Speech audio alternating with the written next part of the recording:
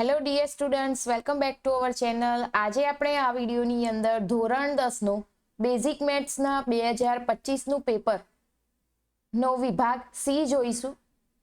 આના પહેલા આપણે સેક્શન એ અને સેક્શન બીના બંનેના વિડીયો અપલોડ કરેલા છે, તો ના જોયા હોય તો એ પહેલા જોઈ લેજો, એના પછી આ વિડીયો જોજો. આની અંદર આપણે દરેક દાખલાની ગણતરી સાથે સમજૂતી સાથે એની ગણતરી કરીશું. તો જોઈએ એની અંદર પહેલો દાખલો. હવે આની અંદર દરેક દાખલાના 3 ગુણ રહેશે. પહેલો દાખલો જોઈએ તો આલોક પાસે કેટલા કબૂતર અને કેટલી ગાયો છે, જેની આંખની કુલ સંખ્યા 120 અને પગની કુલ સંખ્યા 180 છે. આલોક પાસે કેટલા કબૂતર અને ગાયો હશે? અહીંયા આપણે કબૂતર અને ગાયની સંખ્યા શોધવાની છે. એની અંદર આપણને આંખ અને પગની સંખ્યા આપેલી છે. તો પહેલું તો અહીંયા શું કરીશું આપણે? તો પહેલું તો કબૂતરની સંખ્યા અને ગાયોની સંખ્યા ધારી લઈશું. જે શોધવાનું કીધું હોય પહેલા ધારી લઈશું. તો અહીંયા શું લખીશું? ધારો કે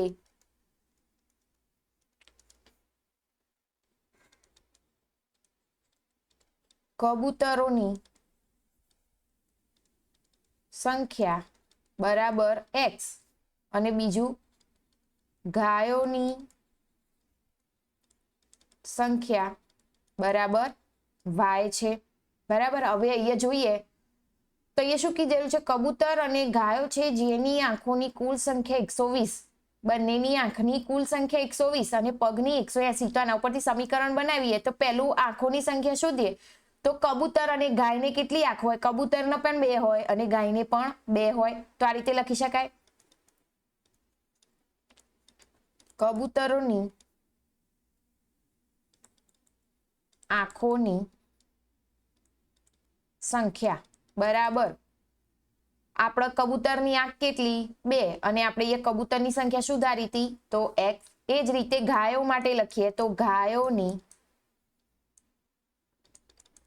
આંખોની સંખ્યા બરાબર એ પણ 2 અને ગાય માટે શું ધારી હતું? y. હવે અહીંયા એની કુલ સંખ્યા કેટલી આપેલી છે? 120. તો આના ઉપરથી આપણે સમીકરણ બનાવી શકીએ 2x વત્તા 2y બરાબર 120. બરાબર. આને આપી દઈએ આપણે સમીકરણ નંબર 1. ત્યાર પછી નેક્સ્ટ જોઈએ. આગળ શું હતું? કબૂતરના પગની સંખ્યા કેટલી આપેલી છે? 180. તો અહીંયા આપણે આગળ લખીએ તો કબૂતરની પહેલા તો પગ કેટલા હોય? 2 હોય. તો અહીંયા સમીકરણ બનાવવું હોય તો આ રીતે લખી શકાય કે કબૂતરોના પગની સંખ્યા બરાબર આમાં શું થશે? 2x અને ગાયના પગ કેટલા હોય? તો 4. તો અહીંયા લખાય ગાયોની પગની સંખ્યા બરાબર 4y. તો આના ઉપરથી સમીકરણ શું બનશે? 2x વત્તા 4y બરાબર 180. આ સમીકરણ નંબર 2 થશે. બરાબર. તો પછી આ બંને સમીકરણને શું કરીશું? સમીકરણ 2 માંથી સમીકરણ 1 ને આપણે શું કરીશું? બાદ કરી દઈશું. બરાબર. તો એ લખીએ સમીકરણ 2 માંથી સમીકરણ 1 બાદ કરતા સમીકરણ લખી દઈએ 2x વત્તા 2y બરાબર 120 અને બીજું સમીકરણ થશે 2x વત્તા 4y બરાબર 180. હવે અહીંયા જોઈએ તો માઇનસ કરવાનું કીધું હોય તો નીચેના પદમાં શું થઈ જાય? નીચેના પદ બધા બદલાઈ જાય. તો અહીંયા પ્લસ હોય તો માઇનસ, અહીંયા પ્લસ હોય તો માઇનસ, અહીંયા પ્લસ હોય તો માઇનસ. હવે પ્લસ માઇનસ હોય તો આ કટ થઈ જાય. બરાબર. હવે જોઈએ તો પ્લસ માઇનસ 4 માંથી 2 જાય તો કેટલા રહે? 2y રહેશે. બરાબર. અહીંયા જોઈએ તો 180 માંથી 120 બાદ કરીએ તો કેટલા રહે? કેટલા રહેશે? તો 60. હવે અહીંયા જોઈએ તો મોટી સંખ્યા આગળ માઇનસ, અહીંયા પણ માઇનસ થશે. મોટી સંખ્યાનું ચિહ્ન એટલે માઇનસ માઇનસ આવે, બંને માઇનસ હોય શું થઈ જાય? પ્લસ. તો 2y બરાબર 60 થઈ જાય. બરાબર. હવે આગળ જોઈએ તો એ શું થશે? y બરાબર 60 ભાગ્યા 2 કે જાય નીચે છેદમાં, તો y બરાબર કેટલા થાય 2 તરી 6 એટલે 30 દુ 60 થાય તો y ની કિંમત આપણને શું મળી 30. હવે આ જે y ની કિંમત 30 મળી એ આપણે કોઈ પણ એક સમીકરણમાં મૂકી શકાય. તો ઉપરના આપણે કોઈ પણ એક સમીકરણમાં મૂકીએ તો સમીકરણ 1 માં મૂકી દઈએ તો એ લખીએ y બરાબર 30 ને સમીકરણ 1 માં મૂકતા પેલા સમીકરણ લખી દઈએ. સમીકરણ શું હતું 2x + 2y બરાબર 120. તો 2x તો એમના એમ જ રહેશે. 2y ની જગ્યાએ કેટલા મૂકવાના 30 બરાબર 120 બરાબર. તો આગળ ગણતરી કરીએ તો 2x વત્તા ગુણાકાર થશે 2 તરી 6 એટલે 60 થાય બરાબર 120. 2x બરાબર 60 આ બાજુ જાય તો શું થઈ જાય પ્લસ હોય તો માઇનસ. તો 2x બરાબર 120 માંથી 60 જાય તો કેટલા રહે 60 રહેશે. તો x બરાબર 60 ભાગ્યા 2 તો x બરાબર કેટલા આવશે 30 આવશે. ભાગાકાર કરીએ તો એનો મતલબ શું થયો x બરાબર 30 અને y બરાબર 30 એટલે x એટલે આપણે શું લીધું તું કબૂતર. તો અહીં લખીએ કબૂતરોની કુલ સંખ્યા બરાબર 30 અને બીજું ગાયોની કુલ સંખ્યા એ પણ કેટલી થશે 30 થશે બરાબર. તો અહીંયા આપણો આ દાખલો પૂરો. આવો ફરજિયાત પરીક્ષામાં એક દાખલો તો પૂછાશે જ બરાબર. ત્યાર પછી નેક્સ્ટ જોઈએ.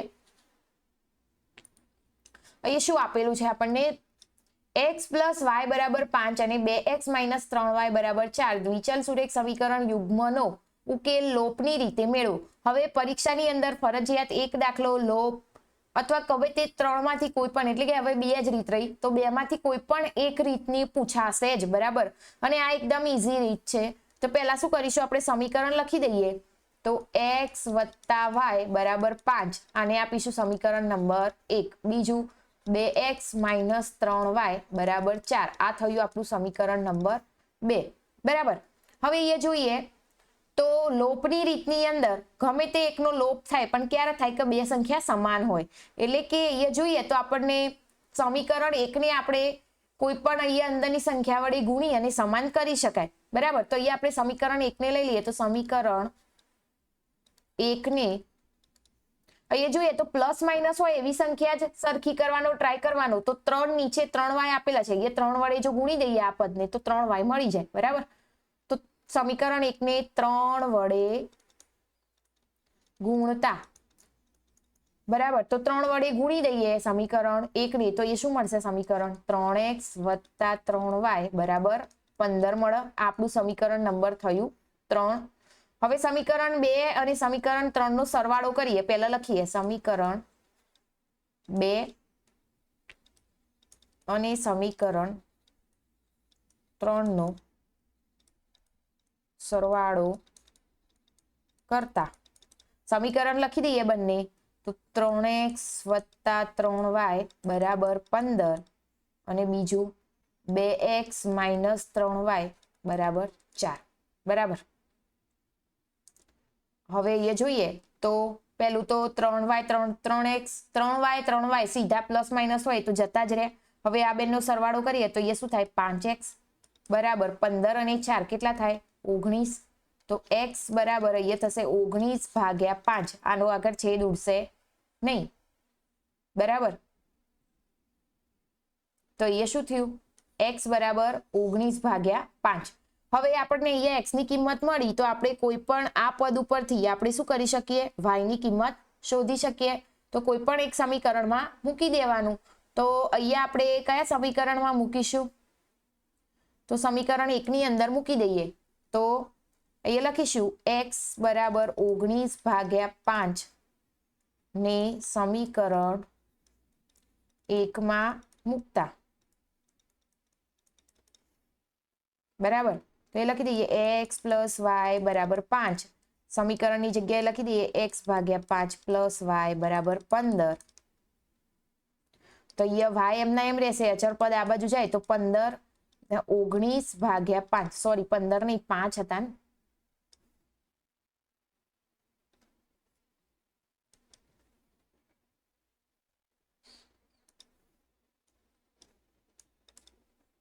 બરાબર. તો અહીંયા શું લઈશું આપણે? લસાની રીતથી ગણતરી કરીએ તો લસા લઈ લઈએ તો અહીંયા 25 - 19 ભાગ્યા 5 થાય. બરાબર. 25 - 19 ભાગ્યા 5 તો y બરાબર 25 માંથી 19 જાય કેટલા રહે? 6 અને અહીંયા નીચે કેટલા આવશે? 5. તો y બરાબર 6 ભાગ્યા 5 થશે. બરાબર. તો અહીંયા આપણે x અને y ની કિંમત આ રીતે શોધી શકાય. ત્યાર પછી નેક્સ્ટ દાખલો જોઈએ. અહીંયા શું આપ્યું છે? સમાંતર શ્રેણીના પ્રથમ 7 પદોનો સરવાળો 49 અને 17 પદોનો સરવાળો 289 હોય તો તેના પ્રથમ 20 પદોનો સરવાળો શોધો.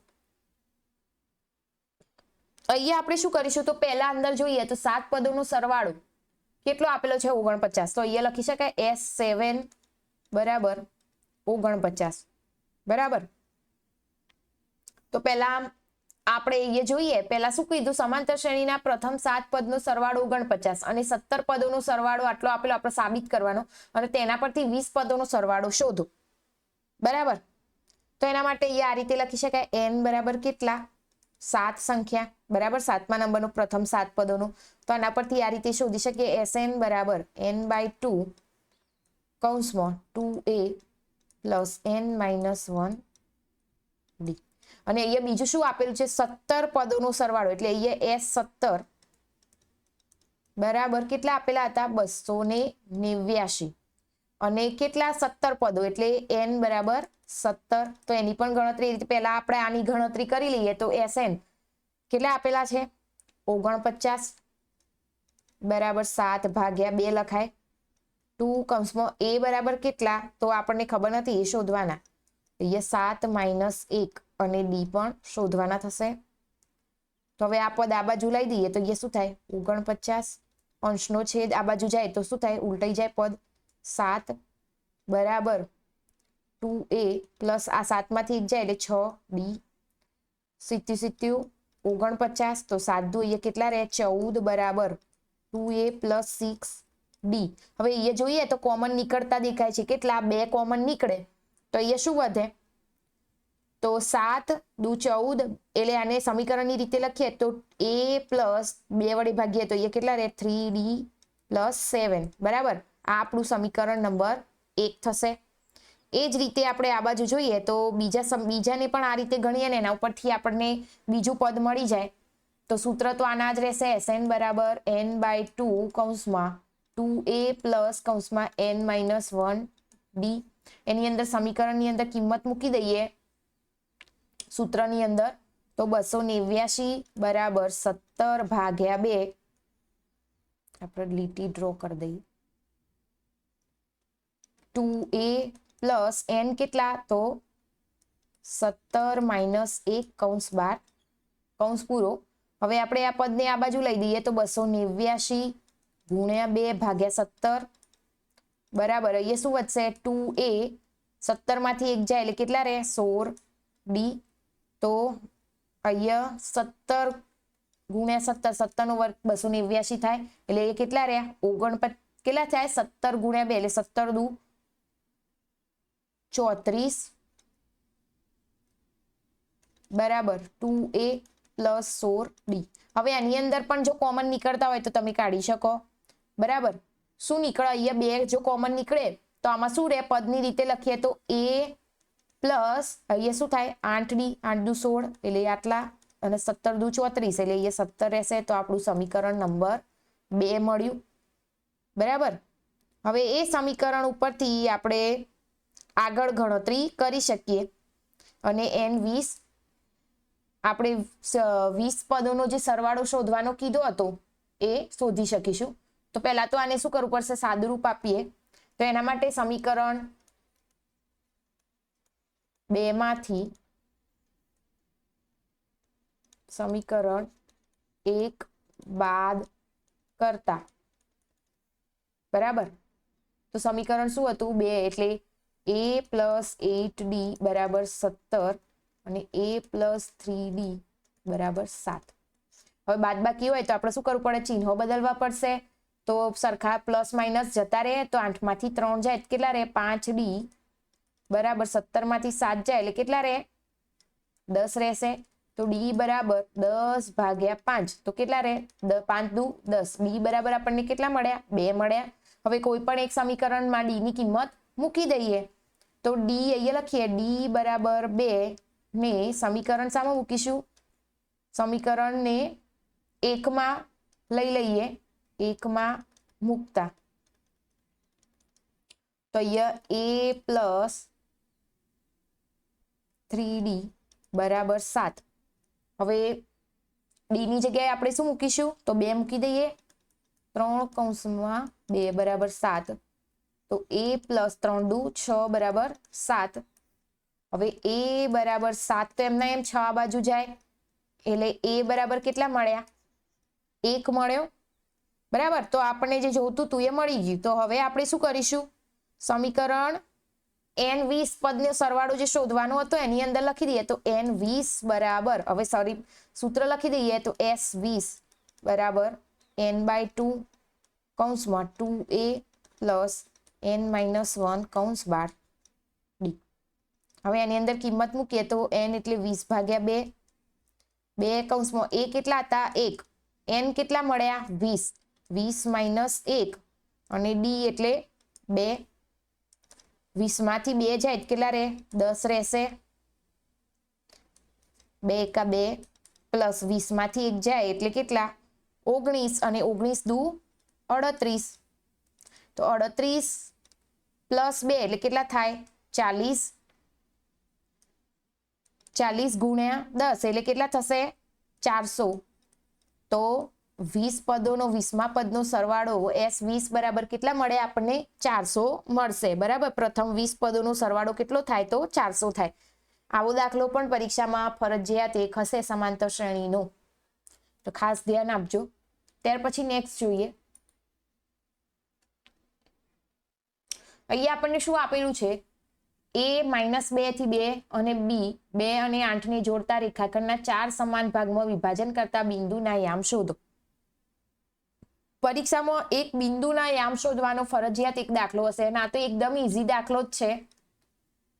તો અહીંયા આપણે એક સીધી રેખાખંડ લઈ લઈએ બરાબર એના નામ આપી દઈએ a અને આ b જેના 4 સરખા ભાગ કરવાના તો અહીંયા c d અને એક આ e બરાબર. આના બિંદુના યામ આપણા આપેલા છે -2 અને 2 અને આ છે 2 અને 8 બરાબર. આ થશે x1 y1 આ થશે x2 y2 બરાબર. હવે અહીંયા જોઈએ તો શું કીધું 4 સમાન ભાગ કરવાના હોય તો અહીંયા જોઈએ c માટે જોઈએ તો આ ભાગ થી આખો ભાગ ગણીએ તો આ એક ભાગ અને આના બીજા કેટલા ભાગ વધ્યા 3 તો આને શું કહેવાય પ્રમાણમાં કેટલું થાય 3:1 જેને કહેવાય m/n બરાબર. એ જ રીતે બધાને આપીએ તો આ બાજુ જો d લઈએ તો આ બંને સમાન આ બાજુનું સમાન તો આ કેટલા થાય 2/2. એ જ રીતે આ બાજુ ભાગના આ ભાગ લઈએ તો કેટલા થાય 3/1 બરાબર. આ m અને n કહેવાશે. તો એ જ રીતે આપણે દરેક બિંદુના જો ભાગ શોધવા હોય તો યામ શોધવા હોય તો આના પરથી શોધી શકાય. તો આપણે પહેલો લઈ લઈએ c ના યામ એટલે c બિંદુ માટે આ રીતે દરેક બિંદુના માપ શોધવાના થશે અને તમે જેટલા બિંદુઓ શોધશો 3 બિંદુઓ શોધો એટલે 3 માર્ક્સ તમને મળી જાય બરાબર. આપણે પહેલું લઈ લઈએ તો x બરાબર સૂત્ર મૂકી દઈએ m x2 plus n x1. આ સૂત્ર જૂની ચોપડીમાં આપેલું હતું તો આપણે એ રીતે ગણતરી કરીએ કે તમે કોઈ પણ સૂત્રની રીતથી ગણતરી કરી શકો. અત્યારે જે આપણને બુકમાં આપેલું છે એ પણ તમે યુઝ કરી શકો છો. my2 પ્લસ ny1 ભાગ્યા m પ્લસ n બરાબર. તો આની અંદર કિંમત મૂકી દઈએ તો m કેટલા તો 1 x2 એટલે આની અંદર x2 જોવો તો કેટલા 2 પ્લસ n એટલે કેટલા તો 3 -2 ભાગ્યા 1 પ્લસ 3. એ જ રીતે આ બાજુ લઈ લઈએ તો m એટલે 1 y2 કેટલા તો 8 પ્લસ n એટલે 3 y1 એટલે 2 ભાગ્યા 1 પ્લસ 3. એ જ રીતે અહીંયા જો તો 2 એકા 2, 3 દુ 6 કેવા પ્લસ માઇનસ માઇનસ ભાગ્યા 4. એ જ રીતે આ બાજુ શું થશે 8 એકા 8 પ્લસ 3 દુ 6 ભાગ્યા 4. હવે બંનેની બાદબાકી કરીએ તો 2 માઇનસ 6 એટલે કેટલા થાય -4 ભાગ્યા 4. એટલે બંનેનો છેદ ઉડાડીએ શું આવે -1. આ શું મળ્યું x.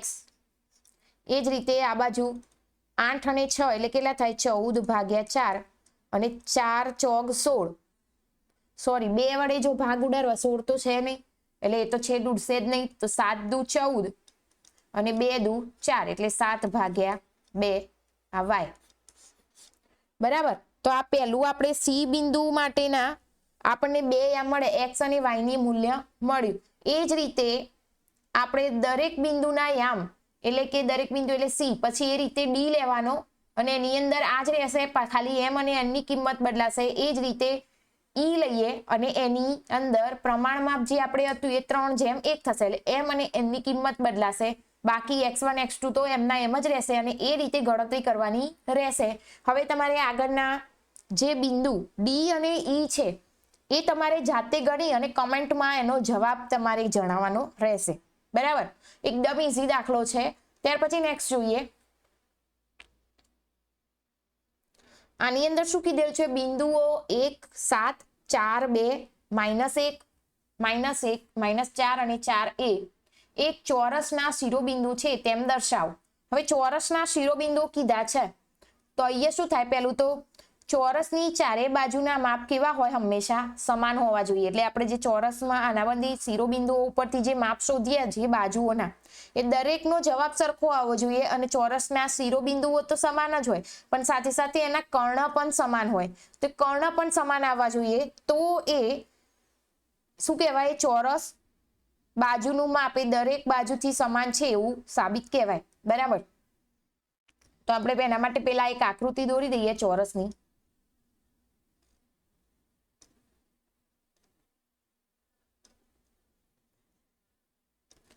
આ રીતે એક ચોરસ લઈ લીધો. બરાબર. જેને આપણે નામ આપી દઈએ A B C અને આ D. દરેક બિંદુના માપ આપેલા છે 1 અને 7, B ના છે 4 અને 2, C ના છે -1 -1 અને D ના છે -4 અને 4. બરાબર. આના પરથી આપણે ગણતરી કરવાની છે. એટલે એક તો જોઈએ તો પહેલા તો ચોરસની ચારે બાજુના માપ કેવા હોવા જોઈએ સમાન હોવા જોઈએ. એટલે કે અંદર તમે જે A B બાજુઓ જે શોધીશું એના માપ સમાન હોવા જોઈએ અને કર્ણ કયા થાય AC અને BD. બરાબર. એ પણ સમાન આવવા જોઈએ. તો ચલો આપણે ગણતરી કરીએ. પહેલા AB લઈએ. AB બરાબર અંદર લખી દઈએ સૂત્ર એકવાર લખીશું x1 - x2 નો વર્ગ પ્લસ y1 - y2 નો સ્ક્વેર. આની અંદર આપણે કિંમત મૂકી દઈએ x1 x2. હવે આ તો બધાને આવડતું જ હશે x1 x2 y1 y2 કોને કહેવાય. તો ગણતરીમાં લખીએ તો x1 એટલે 1 માઇનસ x2 એટલે 4 નો સ્ક્વેર. y1 y2 કેટલા તો 7 - 2 નો વર્ગ. હવે અંદર બાદબાકી કરીએ તો કેટલા રહે 1 માંથી 4 જાય એટલે કેવા -3 નો વર્ગ પ્લસ 7 માંથી 2 જાય એટલે 5 નો વર્ગ. 3 નો વર્ગ કેટલો થાય 3 એટલે 9 અને આ 25 કેટલા થશે 9 પ્લસ 25 એટલે 34. તો આ AB. હવે 34 કોઈનો વર્ગમૂળ નીકળે નહીં. બરાબર. અથવા તો કોઈનો વર્ગ છે નહીં એટલા માટે એમના એમ જ રહેશે. ત્યાર પછી આપણે બીજી બાજુ લઈએ BC. હવે એની અંદર આપણે કિંમતો મૂકી દઈએ. હવે આપણે સીધી કિંમત મૂકીશું તો અહીંયા 4 -1 નો વર્ગ પ્લસ 2 y1 y2. બરાબર. આ હવે બાદબાકી પ્લસ માઇનસ જે થતું હોય એ કરીએ તો પેલું તો 4 minus plus minus minus plus થઈ જાય પ્લસ આ જ રીતે અહીંયા પણ એ જ થશે માઇનસ માઇનસ પ્લસ થઈ જશે. હવે એની ગણતરી કરીએ તો 4 + 1 એટલે 5 પ્લસ 2 ને 3 નો વર્ગ કેટલા થાય તો 25 + 9 એટલે કેટલા થશે આ પણ 34, એટલે BC બરાબર 34 મળે. એ જ રીતે આગળ શું શોધીશું આપણે? કઈ બાજુ આવશે?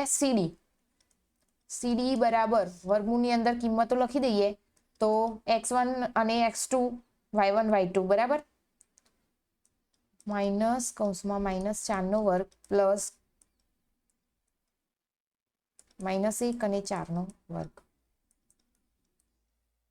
-1 તો એમના એમ જ રહેશે, માઇનસ માઇનસ પ્લસ 4 નો વર્ગ પ્લસ અહીંયા માઇનસ માઇનસ પ્લસ એટલે અહીંયા શું થાય? 5 નો વર્ગ બરાબર પ્લસ માઇનસ માઇનસ અને 3 નો વર્ગ, 4 માંથી 1 જાય એટલે 3 રહે તો 3 નો વર્ગ પ્લસ 5 નો વર્ગ 25. આ કેટલા આવશે? 9 પ્લસ 25 એટલે આ પણ કેટલા? 34 થશે. આ શું મળ્યું આપણને? CD. એ જ રીતે આગળ શું શોધીશું? AD બરાબર એમાં પણ A અને D ના કિંમતો મૂકી દઈએ તો અહીંયા શું થાય? 1 કૌંસમાં -4 કૌંસ બાર વર્ગ, અહીંયા શું આવશે? y1 y2 ની કિંમતો તો x7 -4 નો વર્ગ. કિંમતો જોઈ લઈએ. 1 માઇનસ માઇનસ પ્લસ 4 નો વર્ગ પ્લસ 7 માંથી 4 જાય એટલે 3 નો વર્ગ થશે.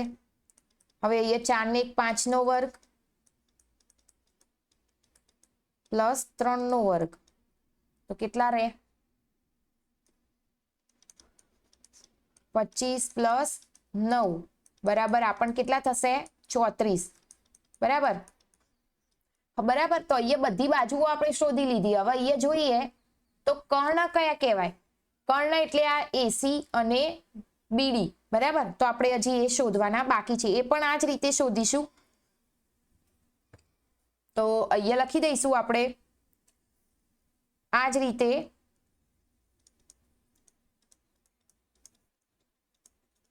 બંને વિકર્ણો AC અને BD પણ સમાન હોવા જોઈએ. તો એની અંદર આપણે પહેલું AC શોધીએ તો AC બરાબર વર્ગમૂળની અંદર x1 x2 નો સ્ક્વેર, સૂત્ર તો એના એ જ આવશે y1 y2 નો સ્ક્વેર.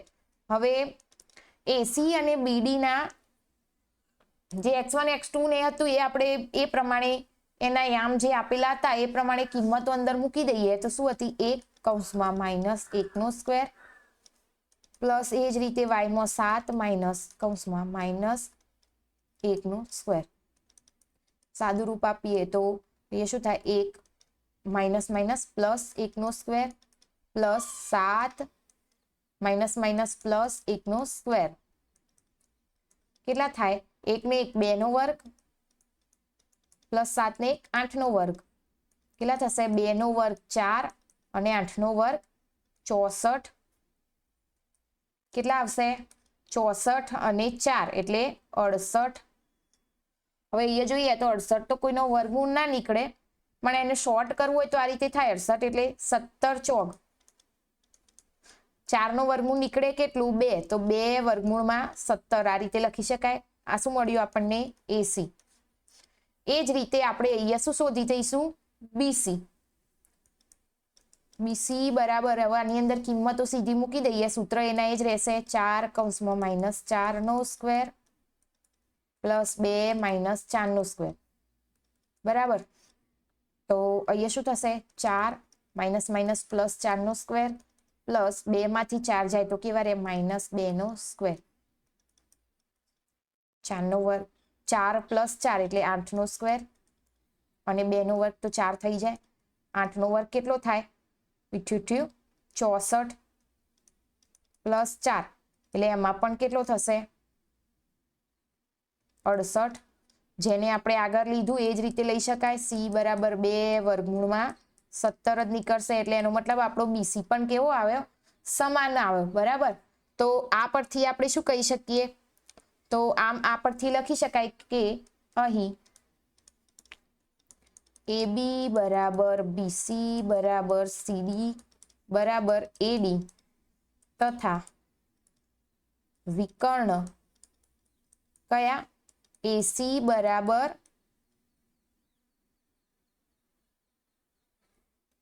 એક મિનિટ, વિકર્ણનું નામ એસી અને બીડી, આપણે એ બીડી લખે, સોરી અહીંયા ભૂલથી આપણે બીસી લખાઈ ગયો છે.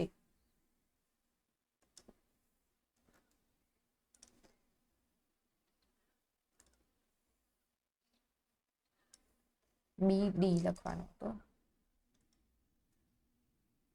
તો અહીંયા શું થશે? બી ડી બરાબર થાય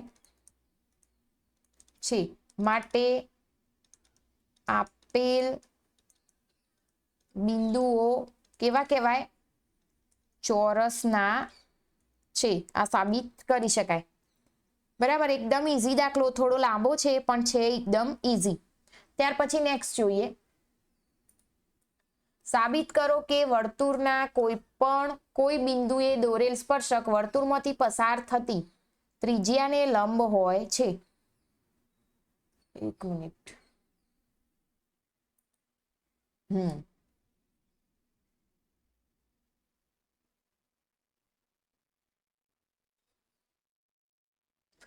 એ શું આપેલ છે? બે સમકેન્દ્રિત વર્તુળોની ત્રિજ્યાઓ 5 સેમી અને 3 સેમી છે. મોટા વર્તુળની જીવા નાના વર્તુળને સ્પર્શે તો તેની લંબાઈ શોધો. તો એ જોઈએ,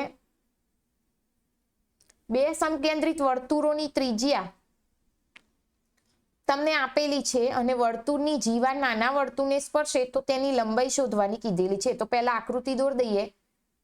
તો આ રીતે બે વર્તુળ હોય, બરાબર, એની અંદરથી આ જીવા પસાર થતી હોય અને એમાં નાના વર્તુળની ત્રિજ્યા અને આ મોટા વર્તુળની ત્રિજ્યાને છેદે. તો અહીંયા નામ આપી દઈએ આપણે, આ એ બી કેન્દ્ર અને ઓ અને આ પી. બરાબર, તો અહીંયા આપણને શું માપ આપેલ છે? ત્રિજ્યા 3 સેમી અને મોટાની 5 સેમી. તો આપણે આ જો ભાગ મળી જાય, પીબી મળી જાય, તો એના ઉપરથી આખી જીવાની લંબાઈ શોધી શકાય. તો અહીંયા પાયથાગોરસ પ્રમેયનો ઉપયોગ કરીને ગણી શકાય. તો અહીંયા લખી દઈએ, ત્રિકોણ OPB માં ખૂણો પી બરાબર 90 અંશ છે. તો એમાં ઓપી નો વર્ગ પ્લસ પીબી નો વર્ગ બરાબર ઓબી નો વર્ગ, આ રીતે લખી શકાય. બરાબર, આપણને જે માપ આપેલા હોય લખી દઈએ. તો અહીંયા 3 નો વર્ગ પ્લસ અહીંયા આપણે પીબી શોધવાનો, બરાબર, ઓબી નો વર્ગ એટલે 5 નો વર્ગ. 3 નો વર્ગ કેટલો? તો 9 પ્લસ પીબી નો વર્ગ બરાબર 5 નો વર્ગ 25 થશે. તો અહીંયા પીબી નો વર્ગ બરાબર 25, 9 આ બાજુ જાય તો માઇનસ થઈ જાય. તો બીબી નો વર્ગ બરાબર કેટલા રહે? 16 રહેશે. બાદબાકી કરીએ તો પીબી બરાબર 16 શાનો વર્ગ કહેવાય? તો 4 નો. બરાબર, આપણને પીબી બરાબર 4 મળે એટલે આ ભાગ આપણને 4 મળ્યો. તો હવે આ ભાગ આખો શોધવો હોય એબી, તો શું થાય? એબી ડબલ થઈ જાય. તો જીવા એબી બરાબર 2 ગુણ્યા પીબી. તો બરાબર 2 ગુણ્યા પીબી એટલે 4, 4 દુ 8. આ એબી આપણને સેમી આપ્યો હોય તો એકમ સેમી લખી દઈશું. તો એબી બરાબર 8 સેમી જવાબ થશે. ત્યાર પછી નેક્સ્ટ દાખલો જોઈએ.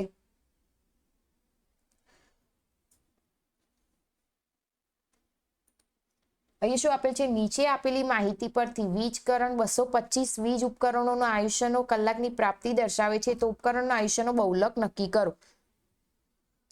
એકદમ ઈઝી દાખલો, અને આવો દાખલો જો 3 ગુણની અંદર પૂછાય તો 3 ગુણ મળી જ જવા જોઈએ. તો બહુલક શોધવા માટે સૌથી પહેલા તો આપણે શું કરીશું? સૌથી મોટી આવૃત્તિ શોધી લઈશું. આની અંદર સૌથી મોટી આવૃત્તિ કેટલી? તો 61. તો એ લખી શકાય F1 બરાબર કેટલા? 61. હવે એની આગળની આવૃત્તિ એટલે F0 કહેવાય, કેટલા? 52 થાય. અને F1 બરાબર એની પાછળની આવૃત્તિ એ કેટલી થશે? એક મિનિટ, F2, આ F2 કહેવાય, જે 38 થશે. બરાબર, હવે L એટલે સૌથી મોટી આવૃત્તિની પહેલી અંદર જે આપણને આવૃત્તિનો જે ભાગ આપેલો હોય એ લંબાઈ આપેલી હોય લઈ લઈશું 60. અને બીજું વર્ગ લંબાઈ કેટલી? તો H બરાબર 20 થશે. દરેકમાં સમાન છે. હવે એની અંદર બહુલકનું સૂત્ર મૂકી દઈએ z બરાબર l પ્લસ કૌંસમાં f1 માઇનસ f0 ભાગ્યા 2f1 minus f0 minus f2 ગુણ્યા h કિંમતો મૂકી દઈએ તો 60 પ્લસ f1 એટલે કેટલા 60 61 સોરી અને આ 52 તો અહીંયા થશે 2 ગુણ્યા 61 માઇનસ 52 માઇનસ f2 એટલે 38 ગુણ્યા વર્ગ લંબાઈ કેટલી તો 20 બરાબર. તો હવે જોઈએ તો 60 એમના એમ પ્લસ 61 માંથી 52 જાય એટલે કેટલા રહે 9 રહે 61 ગુણ્યા 2 એટલે કેટલા થશે 122 માઇનસ માઇનસ પ્લસ થઈ જાય એટલે આ કેટલા થાય માઇનસ 90 ગુણ્યા 20 અહીંયા સાદું રૂપ આપીએ 60 પ્લસ 9 ભાગ્યા 222 માંથી 90 જાય એટલે કેટલા રહે 32 ગુણ્યા 20 બરાબર. તો એ જોઈએ તો 8 ચોક 32 અને 5 ચોક 20 તો એ શું રહ્યું 60 પ્લસ 9 પંચા 45 ભાગ્યા 8 તો એનો ભાગાકાર કરીએ તો 60 પ્લસ 45 ભાગ્યા 8 કરીએ એટલે કેટલો જવાબ આવશે 5.625 તો બરાબર 60 પ્લસ 5 એટલે 65.625 આ શું મળ્યું આપણો z બહુલક આપણો કેટલો મળશે 5.625. ત્યાર પછી નેક્સ્ટ જોઈએ એક પેટીમાં 5 લાલ લખોટીઓ 8 સફેદ લખોટીઓ અને 4 લીલી લખોટી છે. પેટીમાંથી એક લખોટી યાદચ્છિક રીતે બહાર કાઢવામાં આવે તો બહાર કાઢેલી લખોટી લાલ હોય સફેદ હોય અને લીલી ન હોય તેની સંભાવના કેટલી. તો આના માટે ગણતરી કરવા માટે આપણે દાખલાને કઈ રીતે ગણીશું તો અહીંયા તો પહેલા તો શું કરવું પડે ટોટલ સરવાળો કરી લઈશું તો અહીંયા લખી દઈએ શક્ય કુલ પરિણામોની સંખ્યા બરાબર કેટલા તો 5 પ્લસ 8 પ્લસ 4 બરાબર કેટલા થાય 17 થશે બરાબર.